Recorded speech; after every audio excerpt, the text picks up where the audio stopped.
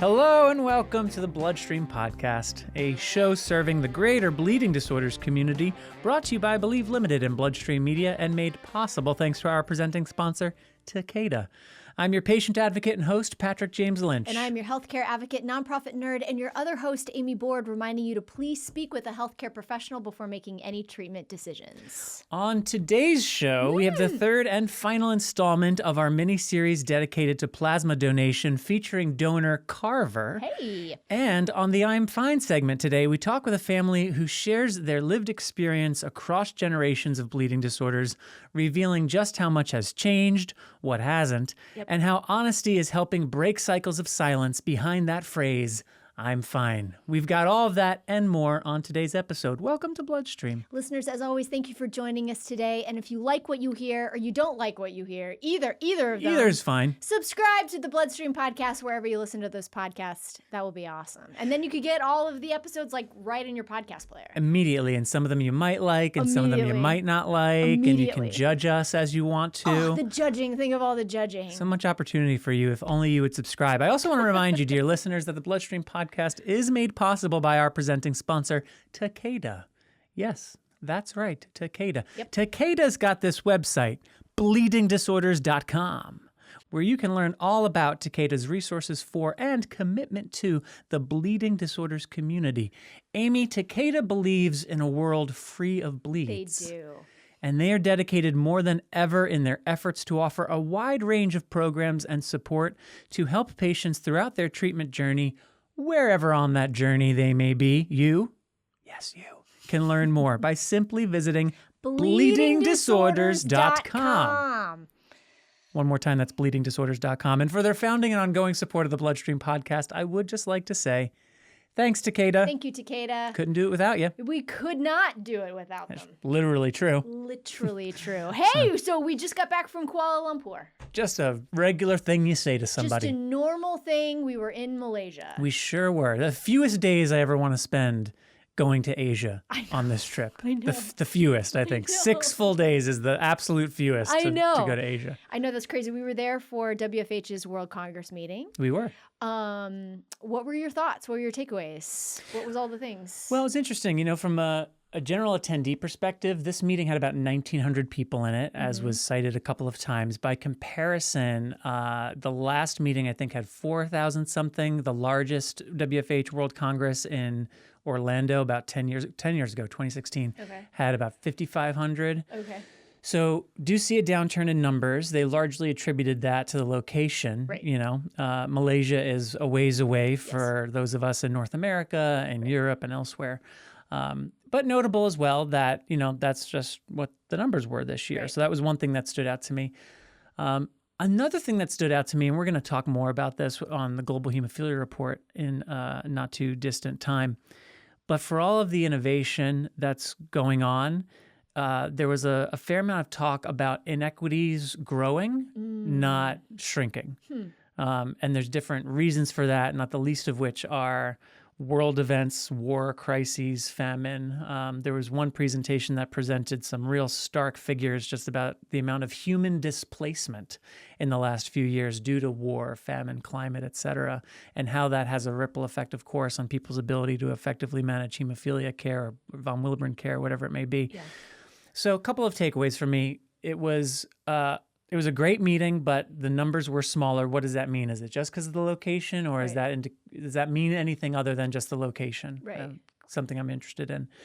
And the other thing is that for all the innovation, it's not being felt everywhere. Right. So what are we doing collectively as a community to make sure, especially in middle and low-income countries, that innovation and progress is actually felt? So those are some of the things that stood out to me from the meeting. Oh, man, that's great. Not great, but that's like wonderful to hear your takeaways. You know what's so funny is I think we didn't plan this. You and I had like two different focuses. We were rarely in the same sessions together. Rarely do I get to go to sessions. I feel like at these meetings, I feel like, you know, we're working on something or we're in meetings all the time. Rarely do I get to go to sessions. And this year, I got to go to a bunch of sessions, and I found myself completely drawn to every clinical medical session I could find, specifically on new treatments, thinking about shared decision making. I was fascinated. Anything that had to do with rebalancing agents, I was just fascinated. Rarely just do I get the opportunity to sit and listen to physicians talk about this stuff. So those were my biggest takeaways, I think. And we're going to talk more about it on Global Hemophilia Report. I think you and I are going to have a little bit of a debrief. So to get some of those nerdy, bullet points, be on the lookout for that. But I really enjoyed myself being able to hear from people that, I haven't been able to hear from in so long. It was fascinating. I think it blows my mind how much of a profoundly, deeply significant paradigm shift we have in treating hemophilia in particular. It's so vastly different. And long gone are the days of like, if you feel something, just treat, and then we'll discuss it. I mean, Right. we've known this, we talk about this, but it trickles down into everything, every decision, every injury, every surgery. I was so fascinated with, what is going on kind of in the realm of, how do we treat these patients, especially with minor and major surgery. So anyway, I was just fascinated. But I think my biggest takeaway is that I'm proud to say that after 5 years, I have finally bonded with your daughter, Vivian. You did it. It was huge for me as a human woman. You broke through. Vivian is, she is the coolest kid I have ever been around in my entire life, and we have never had an opportunity to like get to know one another. She takes a while, and you have to earn it. You have to earn it. She's all, which I deeply respect, and we've never had an opportunity. And Natalie was there with Vivian, with y'all. Natalie was there. She's a board member of Save One Life, and so she was there doing Save One Life duties. And in the middle of that Save One Life presentation, I think Vivian got bored and just wanted to go color. And through this crowd of people, a little tiny 5-year-old Vivian just like walked through this like crowd of people. And we were like, oh God, Rob and I were like, oh, what do we do? Do we corral? And so I just ran after her with her colors, with her coloring book. I saw them on a table, and we found a little chair, and she just started going. And the two of us just had this lovely conversation. And it was the coolest moment for me. I was like, when Natalie came over, I was like, oh God, please don't have a stop. And she didn't. She just kept talking, and she kept sharing. And Natalie told me over text the next morning that Vivian said, I like that Amy. She's a good listener. How about that? Good listener, Amy Board. Finally, Patrick! You've been recognized. She's the coolest kid. She sees you. She's the coolest kid. She's pretty cool. I won't argue that. She's just, all of my god babies are boys, and it's just a whole different energy. Yeah. And I mean, she showed me all the contents of her purse. She told me all, like, what all of the different gel pens meant, like all of the different colors. It was huge. Like we bonded. Which I'm very happy to hear. I have to be honest. I have a little bit of a complex feeling about bringing her to so many bleeding disorders things. She doesn't go to that many things, but she travels a lot. She does travel a lot. Yeah. She does travel a lot, but she has mild hemophilia A. Thus far in her life, it has not presented symptomatically in ways that overly concern us. When she's had injuries, she's had surgeries, we've, factored up accordingly. It's all gone fine. But what I don't want to do is over imbue this idea of a bleeding disorder onto her life. I don't want to live. I heard somebody earlier today talking about their child with a different bleeding disorder, Glanzmann's thrombocythemia, and saying how at 3 years old, this child is already very good at risk assessment. And this parent was sharing, she didn't know where that came from because she's like, that's not me. I'm a risk taker. Like, that's not me. But at 3 years old, this child with a bleeding disorder already kind of knows how to navigate space and time so that they hopefully don't bleed. And Vivian doesn't have that. She is a bit of a cautious. She's a slow warm to people, to environments, to things. She is a thrill seeker. But what I don't want to do is make her worry about hemophilia more than she needs to. Yeah. At the same time, what I really like about the story you just shared is here she is at a bleeding disorders event. Yeah. But she's just socializing. Yeah. She's just engaging with other people. Yeah. She's in community. Yeah. And at the end of the day, that's what I want for her. I want her to have community. So if and when the time comes that she does need to reach out to somebody as it relates to her bleeding disorder, she's not starting from square one wondering, where do I go? She knows people. She knows facts. She has resources. Yes. So it's an interesting push-pull that, as I say it out loud, I think I'm more comfortable with it than I initially touted about 90 seconds ago. But it is something I actively think about. How do I make sure that my daughter is appropriately a part of this community without overlaying my experience onto her? Yes. Yes. Step Things by I step think about. No, Yeah. no, parenting, that totally is a thing. Day-to-day thing. She's delightful. And she's so smart and so articulate and very passionate about things. She knows what she likes. She knows what she doesn't like. She's such a good, she recalls so much. Master negotiator. She kind of gave me sass about her mom once, and I was like, this is my favorite interaction I've had with you. Like, she's just great, she was really, really great. It was the highlight of my conference. Perfect. So there you go. You don't even need to listen to the Global Hemophilia Report. You just got it. You don't. But I will say, oh yes, Patrick received a certificate of attendance Make to sure. the World Congress meeting. Is that well in frame? Can everybody see that? I hope that's in frame. Like, now we get that it's, it's a clinical medical conference. So many people need this certificate. But that one's mine. But Patrick, I attended. who has a theater degree. True.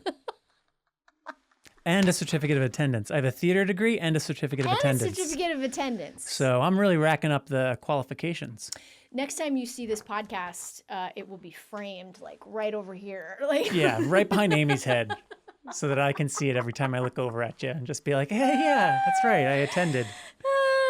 That's great. All right, what do we got? What do we got next? Well, we've got I'm Fine. It's a look at being fine or not so fine across generations. We have the Capsule Hendershot family, Matt, Jennifer, and Isabel. Fantastic. Sharing their lived experience across generations of bleeding disorders, revealing how much has changed, what hasn't, and how honesty is helping break cycles of silence behind the phrase, I'm fine. That's what we have next, Amy. So good. Y'all, as always, I'm Fine aims to challenge entrenched ideas around chronic resiliency and satisfaction with suboptimal outcomes by inspiring people with hemophilia to seek education and truly consider the possibilities. Sanofi seeks to expand the idea of what's possible for the hemophilia community. Take a deeper look at the science behind hemophilia and an important connection between factor activity levels and potential activities at levelsmatter.com. Now on to I'm Fine. Matt would tell me about stories about going to camp. And I know this is sad, and I almost tear up every time I say it. It was like when they go back to camp each year, they count how many kids that weren't there because they had died. What does it mean to grow up expecting less time and to still build a life anyway? What happens when one generation is fighting to survive and the next is learning how to speak? This is I'm Fine, where I'm fine is usually the least honest answer. In this installment, we hear from three voices, a father, a daughter, and a mother, all connected by hemophilia, but shaped by very different versions of it. So my name's Jennifer Hendershot Capsule, and I married into hemophilia 20 years ago. And so that is where I began my journey with hemophilia B. My name is Matthew Capsule, hemophilia B severe, born with it. My name is Isabel Capsule. Both of these guys are my parents. I was diagnosed with hemophilia at 18 months old. Same condition, three completely different realities. And one question underneath all of it. How does your relationship to your body change over time? Matt grew up in a time where survival came first. If I get hurt, we just start an IV and get medicine in. If we need to, we go to the hospital and just deal with it as it comes. I guess with the bleeding into the joints, the ankles, the elbow, especially muscle, it would be painful and you really can't do much of anything other than sit, infuse, sit and wait for it to resolve. And sometimes it would take days, and I'm just sitting there on the couch going, I feel fine. And I think I can do anything. And then I start moving and I'm like, oh, no, I can't. Just quick reminders. But that was a little frustrating of growing up. But dealing with it didn't mean it was easy. It meant it wasn't optional. Because I get the treatment to help save my life, I could get something else that could kill me. I mean, I can't imagine living with that. And that's, unfortunately, the era that Matt grew up in. I feel there's a lot of pain and grief for Matt's mom, for Matt himself, that has had to really work through and deal with. And I'm thankful that both of them are seeking the counseling and the treatments to get them to the place that they need to be. For Isabel, the story starts in a very different place. Growing up as a girl, the only one in the town with hemophilia as a girl was very unnerving, and I don't let any other little girl have to go through that. Same diagnosis, but instead of survival, her generation is asking something else. What does it mean to live fully with this? I feel the biggest thing that has been normalized and more outspoken is obviously girls with bleeding disorders, but I think not just the girls with bleeding disorders, it's the fact that there's so much more conversations about periods, there's so much more conversations about labor and delivery, and there is more and more conversations about the grief aspect that trickles down. I feel like 10, 20 years ago, those big three weren't really talked about as much as they are today. And that shift from survival to living changes the question entirely. Now it becomes, how do we begin managing grief and talking about mental health? When I think about bleeding disorders and mental health, I kind of think they like interloop together. I think it's like a circle, almost like you have your physical health, mental health, and then you have your bleeding disorder. They all kind of connect and align because we all know that physical and mental health both play a role in each other. And adding that bleeding disorder factor in is just a whole nother whirlpool. Being cooped up in a house all day, not being able to move and do anything. And I'm a very physical kid, and having to be like go through those bleeds and those trauma events sometimes as a kid, it kind of like messes with you because it's not because of the bleeding disorder, but you want to make sure that the outcome of the bleeding disorder isn't a result of your entire life. Years ago, those conversations didn't happen. I think 20 years ago, 30 years ago, we were more worried about treatments than we were.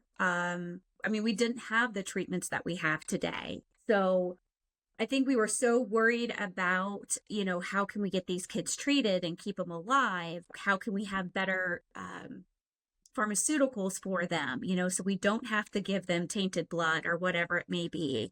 We didn't have the focus on what's this doing to our mindset while we're doing all these other things. When you say I'm fine, you're not ever fine when you say I'm fine. I'm fine. 2 words that hold everything in. Fear, frustration, grief, and sometimes generations of silence. Feelings were something that used to be hidden. You didn't show that you cried. You didn't show that you hurt. Oftentimes you didn't show that you were elated or happy. But now we're in a society and a culture that is enveloping the fact that it's okay to feel.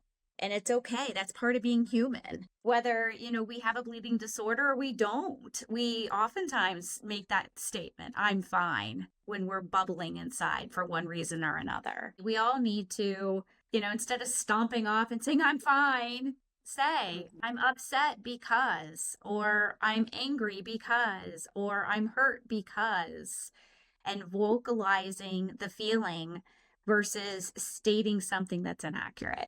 We have all had those moments where we say I'm fine and stomp our feet, either mentally or physically, if not both. But sometimes something shifts when we accept that I'm fine isn't actually what we mean. After continuous conversations, this family's story circles back. So they did genetic testing and found that my grandmother was a carrier, then my mom was a carrier, and then I became patient 1. Isabel was quite the encourager to say, hey, Grandma, I want you to test it. It's funny thing is now I get to go with her to her hematologist. It's really cool how it's come full circle from that to Isabel and then back to his mom. Because it's because of Isabel that we encouraged her for his mom to get tested. I think for a while she kind of saw herself in that role of a carrier. She didn't ever think that she could be more than a carrier. And when I was born and when I got diagnosed, I feel like that started to open up her eyes a little bit to see that if I had a bleeding disorder, just like how my dad had, maybe she could have a little bit of like more side effects and be more than a carrier than what she was. One generation didn't have language. The next didn't have visibility. And now they're helping each other understand what was always there. There's a moment in this conversation that stays with me. A reminder from a teenager to the adults around her. Isabel did the speech and she asked the question, is it fair? And feeling something that unfair doesn't make you weak or dramatic. It makes you human. That was a part of her speech. And that gives me chills every time I think about it, that a 16-year-old is reminding this 45-year-old that it's human to think things are unfair. And every time like I go to like a new event or a new session, and it keeps making me smile because in the future, those things will just keep being talked and talked about more till the point that we have solutions to these problems. Across generations, the challenges change. The treatments improve. The conversations open up. But the question remains, what story do you tell yourself as we continue to age and welcome new generations? Maybe the answer isn't, I'm fine. And maybe across generations, that honesty is where healing finally begins. Sanofi aims to raise the bar for patients living with hemophilia. Reimagine what's possible by visiting rareblood.disorders.com to hear more about Sanofi's dedication to the bleeding disorder community. That was a very touching segment. It was a really touching segment. I love that family. They're a cool family. Oh, I love them. Well, for our next segment today, I want to chat with you all about plasma. Plasma! No, you've heard us talk about plasma the last few episodes as we've been doing this little mini-series. Yep. Today is our third and final installment where you get to hear directly from a plasma donor on the reasons that he donates. Carver Vergara is a plasma donor, as well as someone who benefits from plasma-based medicines, and he joins the program today to share with us why he donates plasma. Let's take a listen to Carver. Did you know that every year, over 16 million people rely on plasma-made medicines to treat their health condition? And given that plasma cannot be manufactured, donations are the only pathway to creating these vital therapies. But there's another reason to donate as well, for research. My name is Carver Vergara. I donate plasma, and I have a rare bleeding disorder, factor 10 deficiency. Carver Vergara started donating when he was contacted by an organization reaching out to their old contact list. My parents contacted them back in 1999 when I was born, and the doctors were trying to figure out what's going on with me bleeding disorder wise. Fast forward to 2022, they contacted my parents and they asked, hey, would you be interested in donating plasma? After learning about the process, Carver said yes and has been donating plasma since. When asked why he donates, Carver cites the scarcity of factor 10 deficiency and raises the point that if he doesn't donate to research, who will? If you look up factor 10 deficiency, it's listed as an ultra-rare bleeding disorder. And here in the United States, less than 1,000 people have it. It's 1 in a million. And to my knowledge, it's just me donating at the Kansas City location. I know there is another location out in Seattle. I can't imagine they have more than a couple people donating. And I will keep doing it so we can find, better treatments, cure, more diagnoses. And that research is taking place all across the globe. I know it goes to Japan, goes to London, it goes to all around the world. People are ready and able to buy and do what they do with the research for it. I guess I'm more surprised that for an ultra-rare bleeding disorder, there is so much research being done for it. It's nice that I'm able to, contribute to the research being done. Plasma donors are vital. Again, without them, there would be no plasma-based medicines to treat people with. However, Carver underscores the importance of those doing the research behind the scenes. I would just give an equal thanks to the researchers. I feel like the donors get a lot of thanks, but an equal thanks should be given to the researchers that have taken time in medical school and, gained the knowledge to actually know what to do with the plasma. Learn more about plasma donation and the process by which it takes place by visiting kingbiomed.com, biolifeplasma.com, or by visiting a local plasma donation center. Well, thanks again to Matt, Jennifer, Isabel, as well as to Carver for joining the program today. Thanks, as always, to our presenting sponsor, Takeda. Remember, bleedingdisorders.com for more. And thank you to Sanofi for their support of I'm Fine. We could not produce this show without your support, and we are grateful for it. All right, Bordeaux, next episode comes out May 22nd. What can the listeners expect to hear? Y'all, a woman with VWD is attempting the 7 summits to raise awareness for women and girls with hemophilia. Where have we heard this before? Yeah, wait a minute. No, I'm psyched. I'm very, very, very, very psyched. We get to talk to a woman with VWD who's attempting the 7 summits. Very exciting. History does not repeat itself, but it rhymes. Oh? And with that, that is all for this episode. Be sure to subscribe to the BloodStream podcast wherever you listen to have the next episode delivered to you the moment it goes live. And loyal listeners, as always, email us at mailbag@bloodstreammedia.com to inquire about casting opportunities for both the podcast and Believe Limited's films. You can find all of us, Bloodstream, Patrick, me, on social media, and we would love to hear from you, so feel free to reach out. I am your host, Patrick James Lynch. And I am your other host, Amy Board. And until next time, take self-care of yourself. Bye, everybody. Bye-bye.